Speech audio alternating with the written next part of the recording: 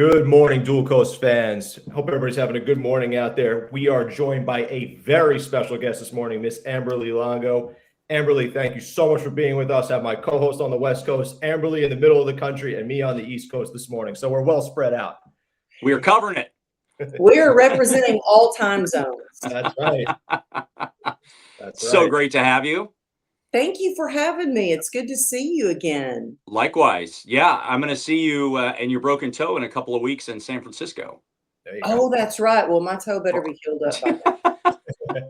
It's not going to be fun traveling. I've traveled with crutches and suitcases before, and it's really not fun. So I am just knowing that by then I will be off crutches. Yes, Yeah. yes. So just mentioned you broke your toe. We'll get into you, but how did you break your toe? It's pathetic. You really want to know? I want to know. I was trying to blow dry my hair, and I guess I was really into it and accidentally hit the counter with my foot. I don't know. I just don't know. So I guess I should not attempt to do my own hair. Look, as you can see, it did not turn out well. But that's how. I wish I had a better story, but that's it. Yeah, we need to work on the buildup of that one. Yeah, and a broken toe compared to a crushed leg, it's like it's no big thing. Seriously. Oh my goodness, that is so funny. Well, you and I, we met back in November in Minnesota and at Jared's event. It was such an amazing time, and I was intentional about, and I said in a podcast a few times ago that I was intentional about going there because I wanted to support Jared, obviously, but I was very intentional because I wanted to meet you. And it was an amazing time of just having some good dialogue. But I'll tell a funny story is that the morning after the event, I'm sitting in the hotel lobby in the breakfast area with Dan Sikowski. So we're sitting there eating, and in walks a woman behind Dan, but is in the lobby at the front desk. And I go, "Oh, there's Amberly." And he turns around and he looks over there and he goes, I don't think that's Amberly. And I go, "It looks just like her." And so then the lady started walking to us, and I was like, "Nope, that's not Amberly." But I was like, that woman looks so much like Amberly. It is incredible. And then 2 minutes later, in walks Amberly, and the other lady had already exited. And so we told Amberly, like, "We just met this woman that's like, it could be your twin." So then the woman walks back in, and here they both are. I was like, this is crazy. So you do have a twin out there somewhere that was traveling through Minnesota. And without a broken toe, probably. Yeah. You know what? I'm so grateful to have you on Dual Coast. So grateful to have you. We're so honored and so blessed because you have such depth and richness about you, Amberly. And I was just, I sat in the front row of that event, of Jared's event, and just absorbing, everything that you said. And I want to say that not only is what you say very heartfelt, but you really capture the room. You really capture the entire room. And that is something not everybody does from the stage. And so I just want to compliment you on that because you're an amazing speaker. Your story is unbelievable. We're going to find out, but there's a couple of things that I want to say about you. When I think of two words, I think of perseverance and I think of being resilient because your story really combines both of those. And there's many other words that we can describe you as, but those are two that come to mind hearing the story of Amberly Lago. So thank you again for coming on. Author, podcaster, speaker, mother, dog lover, and soon we'll get the dog on stage. But tell us just a little bit about your back history before you really got into speaking, writing. Tell us, what was going on in your life in the early days.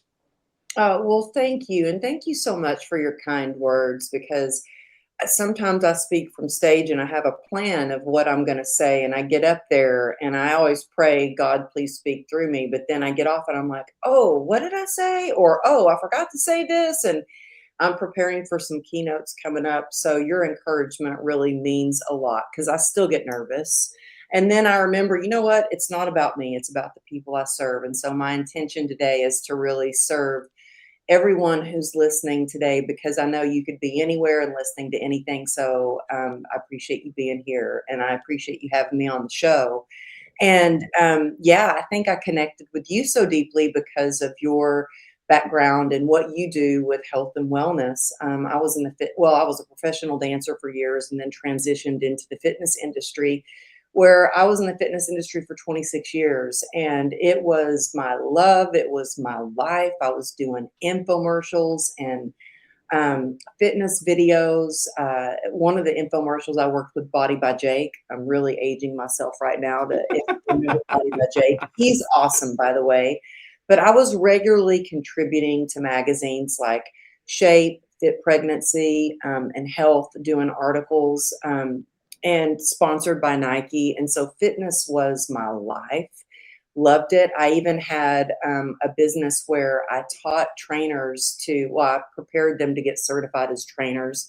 And then I kind of handpicked the trainers that were awesome and then brought them on board for my business. And so I had a whole company where we did in-home training, training out of the gym, and loved it. And so everything changed in the blink of an eye. And that's when, sometimes everything's going right. And then instantly something happens. And I was in such denial. And I'll just tell you a little bit about, what happened. I was coming home from my work, or, I just finished training clients, coming home from work on my motorcycle, cruising down Ventura Boulevard, which both of you may know Ventura Boulevard in LA. And in the blink of an eye, it changed when I was hit by an SUV. I was T-boned, thrown 30 feet. And I remember, just sliding across the asphalt. And when I finally came to a stop, I looked down at my leg. And when I said a broken toe was nothing compared to a crushed leg, my leg was completely broken into pieces. I didn't know it at the time, but my femoral artery was severed, and there was blood everywhere. And in that moment, one of the first things that I thought was, oh, this can't be good. I might have to train clients on crutches for a while. I had no idea really how serious it was. And my business was just as important as like my leg. I was thinking, how am I going to keep my business going? I need to keep a roof over our head. So that was one of the first things that I thought. And so I was rushed to the hospital, and it was chaotic, put in induced coma. And when I woke up from a coma, I learned I had a 1% chance of saving my leg. Hmm. Wow. Yeah. Yeah, That had to be pretty traumatic to wake up to. well, and when I found out that I had a 1% chance, my first thought was, okay, so you're saying there's a chance. I have a chance of Yeah. saving it. And we found a doctor, Dr. Wiss, at a different hospital. And that really took an act of God just to get me transferred to a different hospital, because they didn't want to have the other hospital didn't want to be liable for me being transferred and if I died on the way. And so it took about 5 days for me to get transferred. And I remember being transferred, and once I got out of the coma, I got the tubes out and everything so I could finally talk. Just grabbing my phone, and I was making phone calls to clients. And I remember thinking, they seem a little confused. But in reality, it was me. I had no idea that, like, being in a coma felt like I was out for just a minute and then I was awake again. I didn't know that I was in a coma for a little over a week. And I was making these calls to clients saying, hey, I might be in ICU right now, but I'm going to get out of here in third quarter. We are going to finish strong. And they were kind of confused on the other line. And my husband was like, give me the phone. But saving my legs, saving my business is just as important as saving a actual limb on my body, which seems crazy. But at the time, I was just like, I got to keep my business running. I'm saving my leg. I'm going to get out of here. We're going to finish strong. Little did I know that it was going to take 34 surgeries, months in the hospital, and thousands of hours of excruciating physical therapy. And I would be out of work, lose my business, have I had $2.9 million worth of medical expenses. And we had a lien on our house, and I had lost really everything except for hope, that I would eventually walk again when I was told I'd never walk again. And let me tell you, it took a lot of grit, and by the grace of God, they did save my leg. But it has been a journey, and I think the real journey began when I was diagnosed with CRPS as a result of this accident. And so when I shared, yeah, I just broke my toe, a broken toe is not much in the grand scheme of things, but a broken toe on a leg that has been diagnosed with CRPS is magnified. CRPS is a nerve disorder which leaves you in constant chronic pain. So to this day, the accident was 15 years ago, and to this day, I'm still in pain every day. And a lot of people that have been diagnosed with CRPS, they are in a wheelchair. I feel grateful that I can walk. I feel grateful that I can use my crutches right now, because there are a lot of people with this condition that can't fly, that can't work out, And so I have been determined to walk again, to work out, to work again. And that pain has been my biggest teacher. And I feel like pain really pushes you until your purpose pulls you. And I, in my mind, want to do so much. And sometimes things like a broken toe slow me down.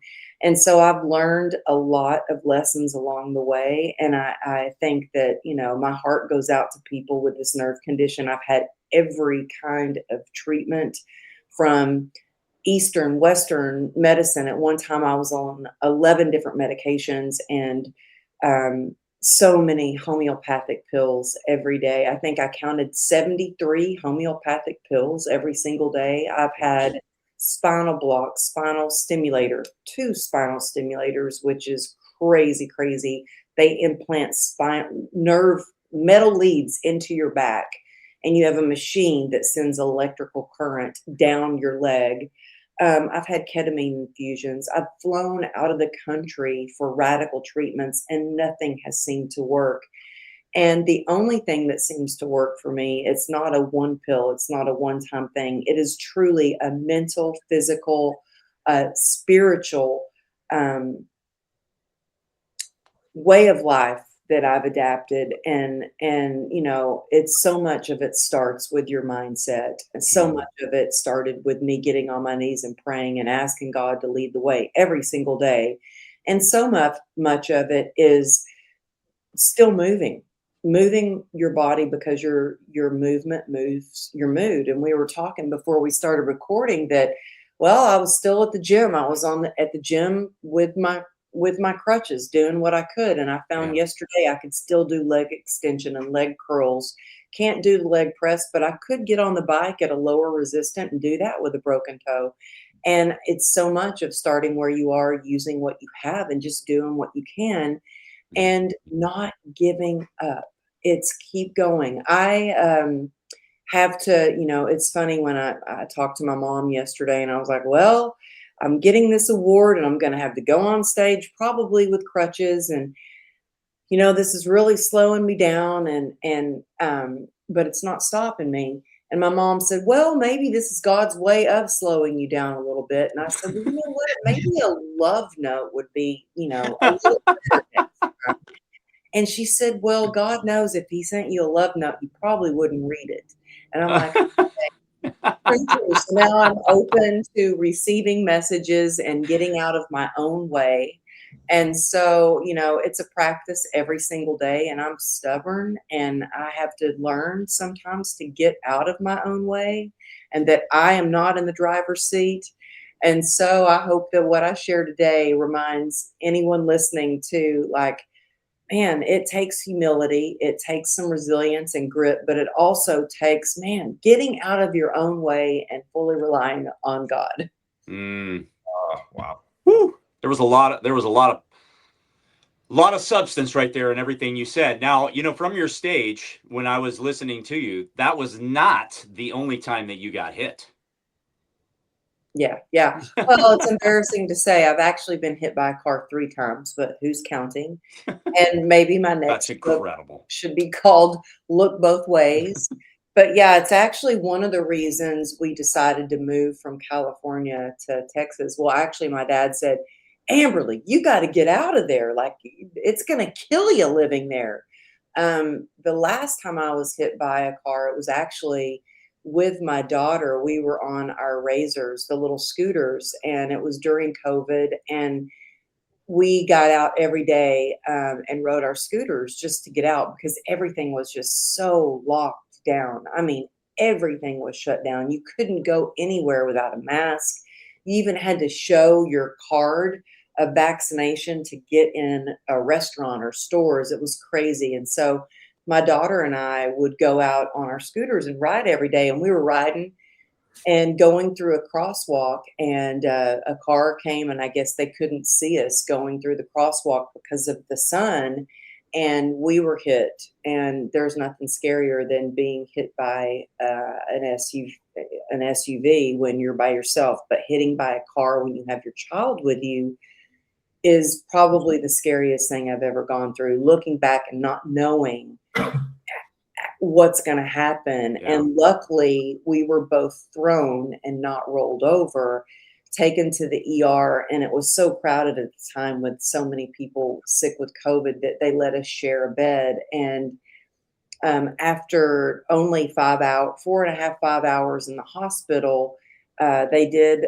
the brain scan to make sure she didn't have any bleeding in her brain, because I don't remember if she had her helmet on. I know I didn't have a helmet on. No. I don't remember, to be honest with you. But luckily she was okay. We were pretty banged up. My thumb was dislocated. I guess the capsule in your thumb burst, and I didn't realize you needed to use your thumb so much until you can't use your thumb. And so for months that was a thing. But we kind of, hobbled out of there. My daughter, looked at me and she said, Mama, we were rolled in here, on a stretcher, and we're walking out of here like rock stars. And it dawned on me in that moment, like, she was so grateful. And so the gratitude practice that I had done night after night, that I thought maybe she wasn't listening, I realized it was like, your kids watch everything that you do. They see the practices you have. And she had this practice of, she was not going to be a victim. She realized she was the victor, and she was walking out of that hospital. So it was really a beautiful thing to see. Wow. Wow. Wow. Crazy. Amberly, after the accident and dealing with the complex regional pain syndrome, I don't know if is it on a daily basis? There are certain practices that you probably practice on a daily basis. And the mindset comes into play here, like we were talking about before. What would you say to other people who are kind of feel trapped inside their own pain? So a lot of people you see maybe on the outside, they look fine, but they're suffering internally. What would you say to someone who's listening right now who feels trapped inside their own pain on a daily basis, maybe dealing with similar things that you have or other symptomatology? Yeah, well, thank you. Yeah, a lot of people and I pray, can't relate to pain from CRPS.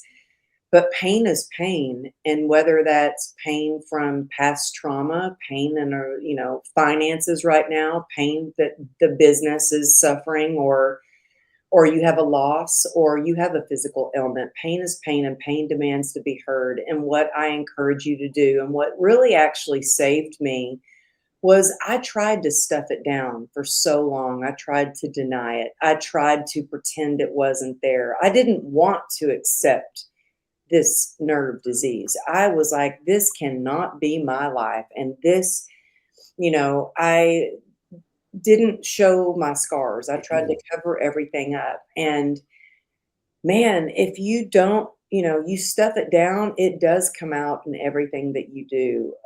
It will come out in the way that you lead, the way that you love, the way that you parent, your relationships. And so the thing that really, truly helped me and saved me was admitting to myself, like, Yeah. I can't do this anymore. And I didn't want to do it anymore alone. I didn't want people to feel sorry for me. And I will tell you, this isn't something that I've mastered. And I still have to practice this because um, last night I'm sitting on the couch with my foot propped up because it's so swollen and throbbing. And my husband, who says he weighs 250, he might weigh more. He's a big guy. He comes over and he plops himself on the couch without looking and sits on my foot. And I let out, I don't cuss much anyway. I let out a cuss word, which the I saw stars, and I immediately like hobble into my office to cry because I still in that moment was like, I don't want you to be around me. I don't want you to see my pain. I don't want you to see me crying. I hate the situation I'm in. So I still have moments where I'm like, that old thought process of suck it up, get her done, grit it out. But let me tell you what I've learned is grit without connection is resistance, and grit with connection is where you truly find resilience. And so I have had to learn to ask for help, to learn to let people in. And if you're struggling right now with any kind of pain, don't do it alone. Reach out to someone and share what you're going through. Mm. Um, Pain, when you share your pain, it's divided. And when you share joy, it's multiplied. And so there might be someone that can spread a little joy into your life and it can multiply that for you.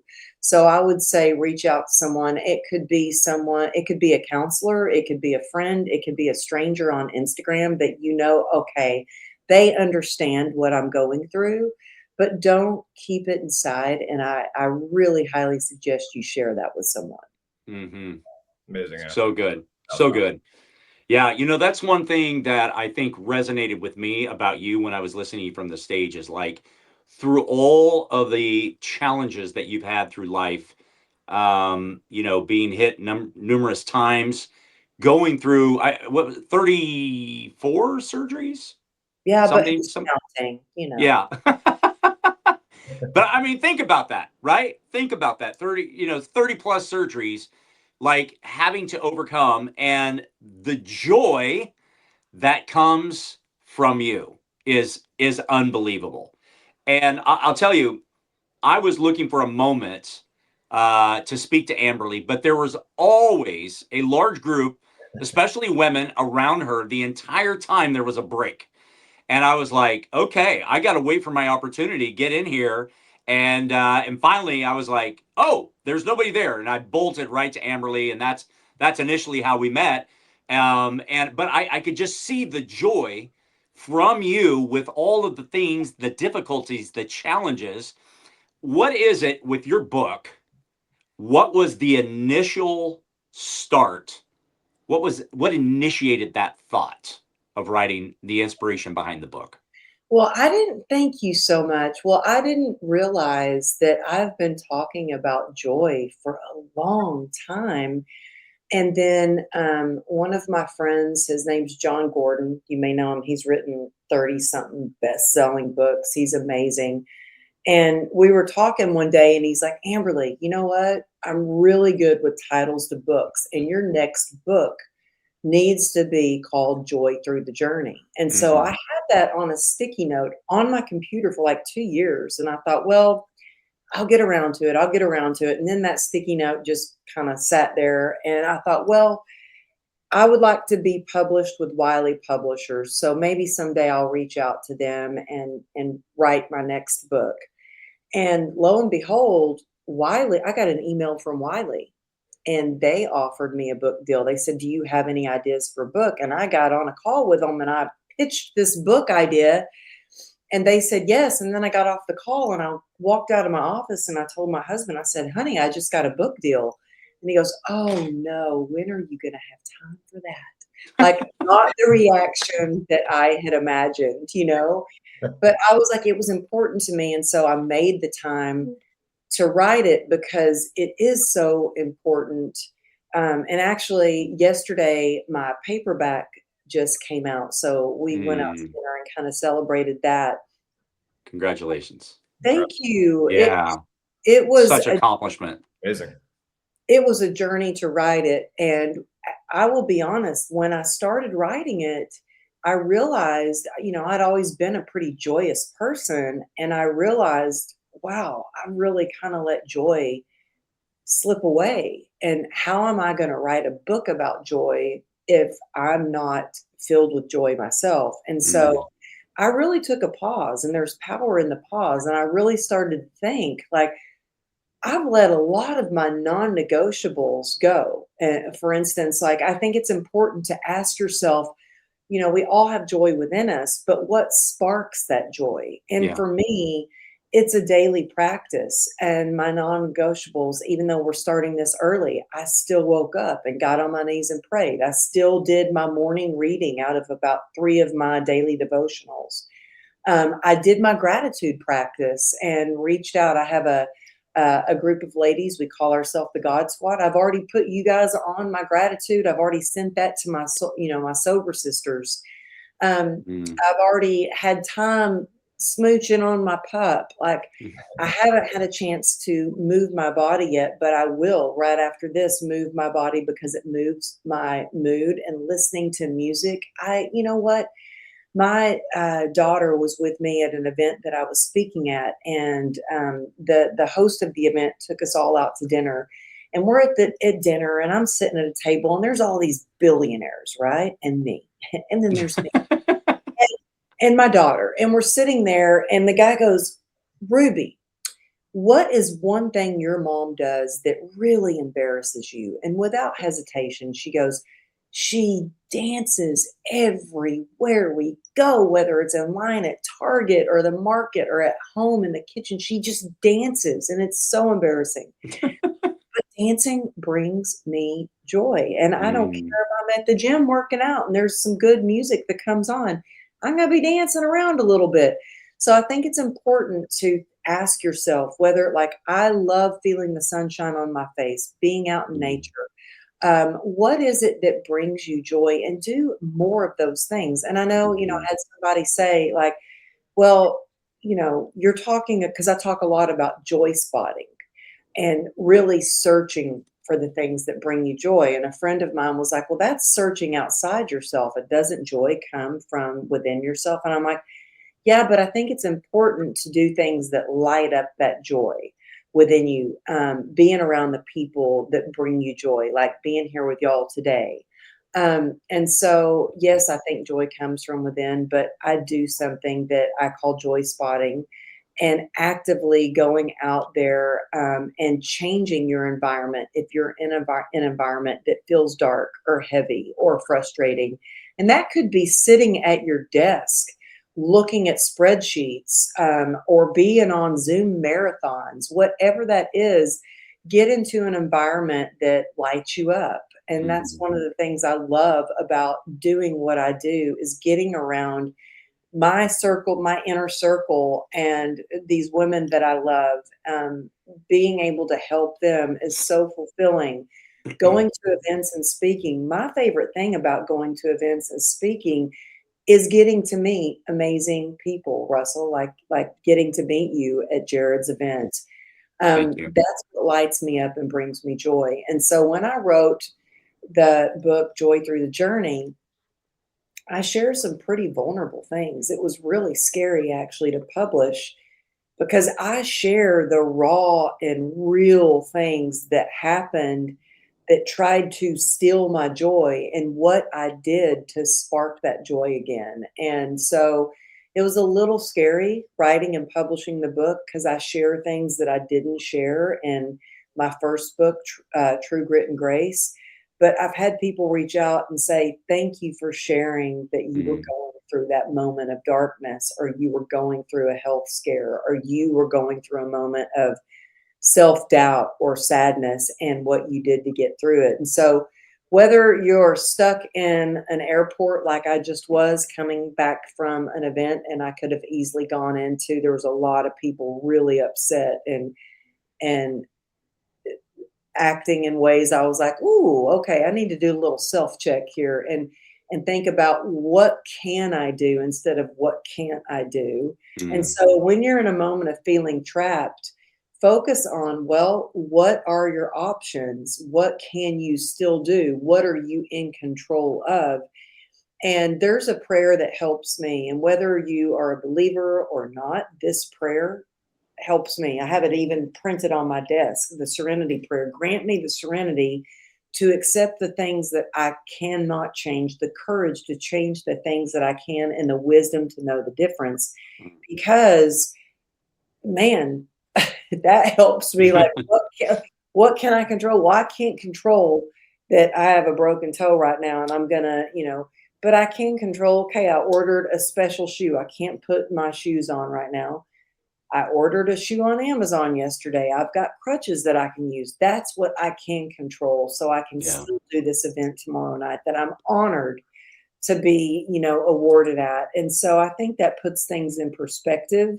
And gratitude is the quickest and easiest way to put yourself in a position where you're focusing on the good and what you can control. Yeah. For sure. For sure. Love it. I feel like that prayer allows you to put things in perspective here. Everybody, very powerful. Amberly, before your accident, you were a dancer, you were a physical trainer into fitness, and maybe strength meant something to you at that point than it means today. What would you say? Maybe you were based on more physicality and performance back then. What would you define strength as today? I think that strength is getting back up. Because I've been knocked down over and over and over and going through 34 surgeries. There were times when I would have a surgery and a day of recovery and then another surgery. And there were times when I would have 6 months of recovery and I would just be preparing for the next surgery. And I was preparing like I was going to battle. I was going to battle for my life. I never knew, was I going to wake up out of surgery? There were a lot of unknowns, but I really think of strength as, and I used to do Krav Maga and Muay Thai kickboxing, and I trained guys who were in the fitness competitions. I held mitts for boxers and taught them how to box. And so strength was a lot different back then. Strength now is really the decision to get back up. And, I think that resilience is what gets you back up, but joy is what keeps you going. It's the spark that keeps you going. So I think that really strength to me now is not, what you necessarily look like, but it's a decision to get up again, to try one more time, to no matter what, keep going because you have that purpose within you. I think that, that endurance is not necessarily enduring hard things all the time. It's when your passion and your perseverance come into play. And, I had somebody on my team last year. I was actually had another surgery last year. And when I was under anesthesia, apparently this person on my team didn't know me very well. She messaged a lady. I was going to Kauai to lead this retreat with another person. And she sent, called this other person and said, "Hey, just so you know, Amberly's not going to be able to do the retreat. I've talked it over with her husband and she's just not going to be able to do it." And my friend, who's one of my best friends, said, "Well, what does Amberly have to say about this?" And I was under anesthesia at the time. I was having surgery. She goes, "Oh, well, I've talked it over with her husband." And she goes, "Well, no, I don't think you know Amberly very well. Amberly always gets back up. And she is unstoppable. And I've known her a lot longer before you, and I'm going to know her a lot longer after you." And I was like, thank you. I did not know at the time that was even going on. I made the trip to Kauai. It was amazing. I was upright. I hiked up a mountain. I snorkeled against waves crashing into me, and I fired that person on my team. And so I think it's really important for you to look at the people that are on your team, on your inner circle. And unfortunately, sometimes those people come in and whether it's your best interest they think you have, but you really need to have people on your team and in your inner circle that you trust, that that know you. Mm-hmm. Yeah. Yeah. Absolutely. Wow. Absolutely. I think about, just listening to, all of the amazing things that you've said today. I think about scars. I think about internal scars, and I think about external scars. And people want to hide those scars, Mhm. right?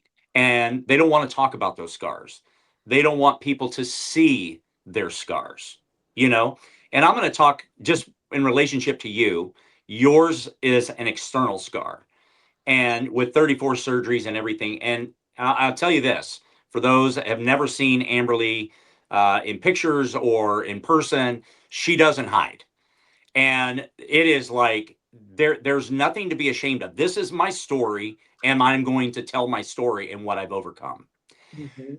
What can you say to those who might have an external or internal scar, who may feel ashamed or feel down or feel depressed or discouraged over those scars that they have, and don't want to open up and to share their story about it? Oh, well, thank you. And sorry, I'm fidgeting around. I'm propping my leg up here on the desk. Keep your husband away from you.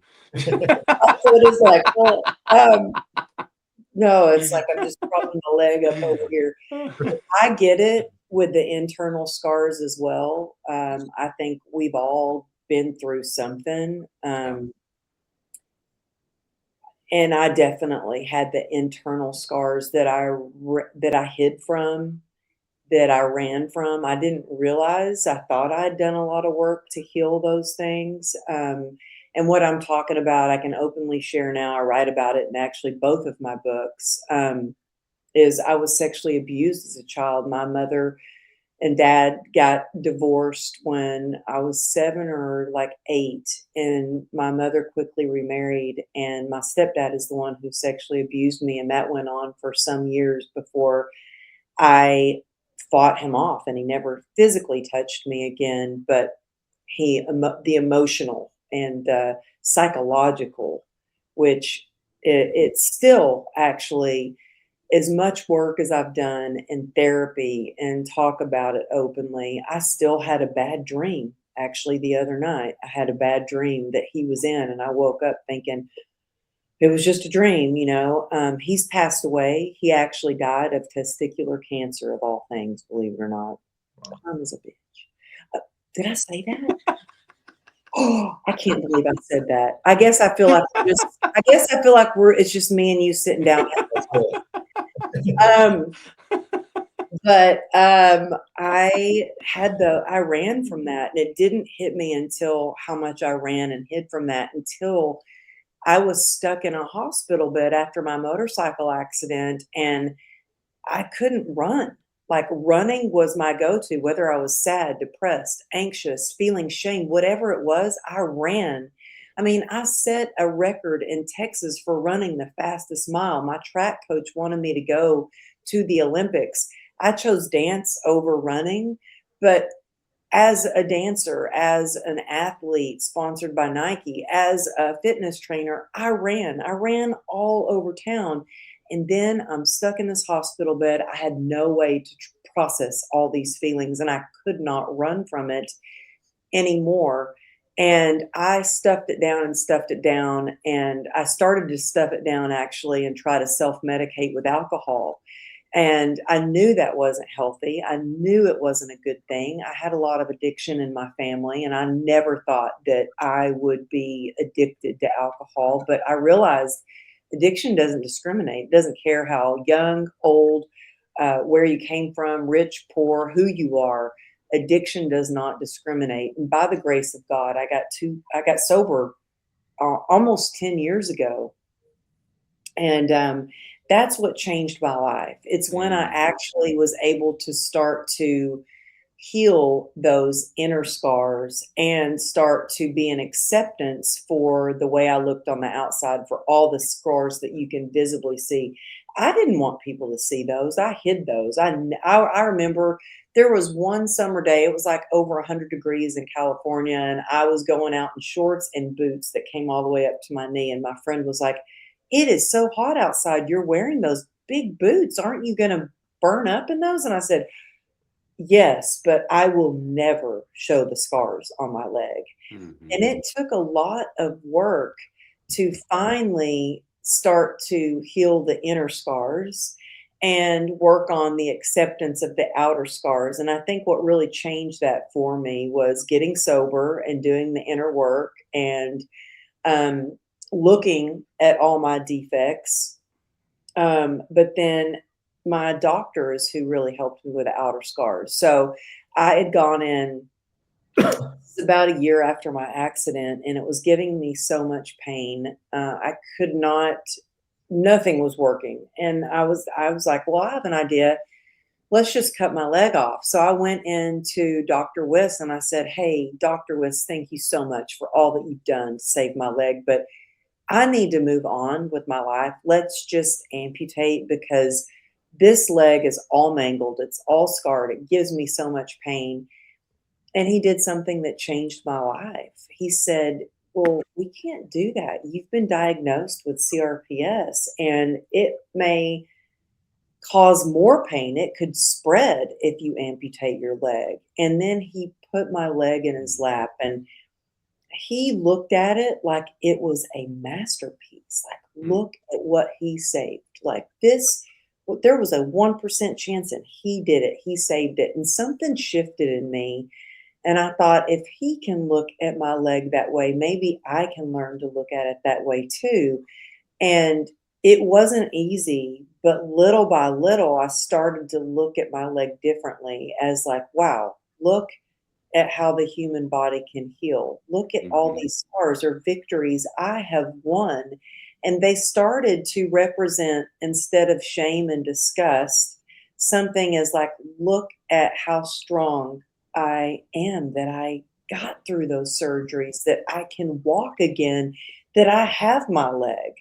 And so I know it's not easy when you have those inner scars or the outer scars. And look, I remember it was just a couple of years ago. I was wrestling with my daughter, who is really strong now. She's 5'10". She's the same height as me. And we were goofing around wrestling, and she won, and the coffee table got the best of me. And I did a face plant right into the coffee table and come up, and she goes, "Oh, Mom, there's blood everywhere." And I'm like, oh gosh. I said, "Get the super glue." Like, I split my head open. I said, "Get the super glue." And my husband comes running over and he's like, "Super glue? No, we've got to take you to the emergency room. Your head is split open." And it was my eyebrow. And I get to the emergency room. My daughter's like, "Oh, Mom, this isn't good. You know, you're not going to have eyelashes where that scar is going to be." And the ER goes, "Well, we got to stitch you up." And I'm like, he goes, "We got to numb you first." I'm like, "Can you just stitch me up so I can get out of here? Just stitch it up now." He goes, "We really need to numb you first." He probably thought I was crazy, but he didn't realize I'd been through so many surgeries. I'm like, let's just get it over with. So anyway, he ended up numbing me. 9 stitches later, 2 black eyes, had to glue the skin on my nose was open, had to glue that back on my nose. I looked like a mess. And I have to admit, I was like, well, great. I've dealt with the scars on my leg. Now I'm going to have a scar on my face. And I was having a little bit of a pity party.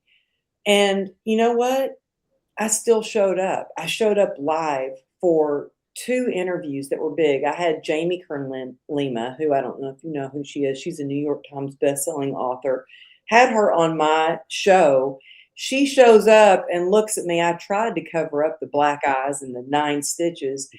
She's the founder of It Cosmetics, known for covering up blemishes. And wouldn't you know, I have her on my show. I was not going to cancel this interview, and I did the interview with two black eyes, and I showed up anyway. And so, my point of sharing that story is just keep showing up. It may not look the way you imagined it, but you are resilient and you have a purpose, and it doesn't matter. It doesn't matter that I'm going to be on crutches to get this award tomorrow. What matters is that I get up and I'm getting the award. Like, I even did that. I even said that in my gratitude, that it's not the way that I imagined going across the stage on crutches. But what is important is that, wow, this is a big deal that I get this, and I'm focusing on the good. And when you focus on the good just keeps getting better. Well said. Amazing. Very well said. Yeah. Amberly, we have this quote or statement that we like to close every single show out with, and we like to ask our guests at the end of the show kind of what it means to them. And that quote is that wellness is not about perfection, it's about progress. What would you say that quote means to you? Well, one of my mottos is progress over perfection. I also say a lot and remind myself easy does it, and one step at a time, one day at a time. And even yesterday, like I said, I don't usually do the bike for cardio. I like to do the step mill because that really makes me sweat more. I can't run the way that I used to. And believe me, I've tried every kind of way to run, but I focus on what I can do and let go of the rest. And so I think that, progress over perfection, even if you're focusing on getting 1% better every day, you're still moving in the right direction. And so I encourage you to take a good, hard look at your life and get radically honest with yourself. When you do that, you can take the right action steps to move forward. And when I think of progress over perfection, I'm big on sticky notes and doing one thing 1% every day. I got sticky notes all over my desk. Like, these are the things I need to do. They may seem small, some of them, but these small things, when I get to cross them off my list, end up being big progress and creating big movement in my life and business. And so I think it's good to have that motto. Love that. That's so good. Love that. I think when I think back of everything you said, for people that were listening today and people that are going to listen in the future on this podcast, is that, you start your day, you're reading 3 daily devotionals. You start with gratitude. You start with getting on your knees and praying. You start with the joy that is in the journey, joy that no matter what, you look at the good, you look at the positive, you move your body. These are all things that people really need to take notice of for themselves, because you said so many valuable things today. Don't hide your scars. Show it. Tell it. And I know that it's a challenge for people to overcome those scars, whether it's internal or external. But there was just so many valuable things that you said today that just resonated with me, that are so important. And I hope those that were listening today really found some positive out of what you said today, Amberly, because it's beautiful, and your story and your life, who you are as a person. And I'm just at the beginning of getting to know you, but I'm so grateful that I have you in my life. Well, thank you. I'm so grateful for you. And I think everybody does things differently. How I start my day might be, people might be going, well, I don't want to start my day like that. I have a night like that. So whatever works for you, but I think it's important to ask yourself, what does work for you, and then stick to it. And some people might be listening going, well, that's a heck of a lot of work. But you know what?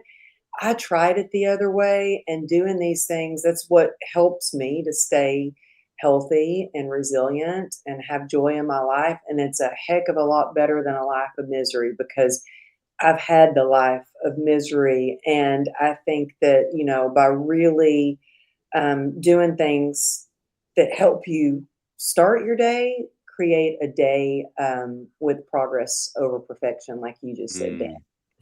So good. So good. Love that. We're doing these impact events. We got 4 going on this year on health and wellness. when you and I met, we talked about coming to Dallas in 27. And so Amberly and Dana Grant and I have been in discussion over putting something together in Dallas in 27. So I'm excited to see what comes of this and being with you on the stage and just being so grateful to be able to share the stage with you. So I look forward to what is to come. And thank you. Me too. Me too. Yeah. You can just keep me posted on what you're doing with your event. I don't know if I'll be in Dallas, but I can sure fly here. Absolutely. Where can people find you, Amberly? At amberlylago.com, you can see all the behind the scenes shenanigans at Amberly Lago Motivation, things my pup Nugget does, and my daughter and my husband, who doesn't like to be on social media, but sometimes I catch him on there on my story. But yeah, you can find out about all my events. I have an event coming up here in April in Irving, Texas, April 30th. It's called the Unstoppable Success Summit, and I'm super excited. We're doing things totally different. It's at a theater, and I have some surprises. I haven't even shared yet. But it's going to be like a whole show performance like I've never done before. So I've been in behind the scenes planning that, and it's so much fun. Good. Awesome. Amberly Lago, thank you so much for joining us this morning, guys. Powerful episode. Thank you so much again for being here. Please check us out on YouTube, Spotify, Apple Podcasts. Check out Amberly at her Instagram. We'll see everybody next week.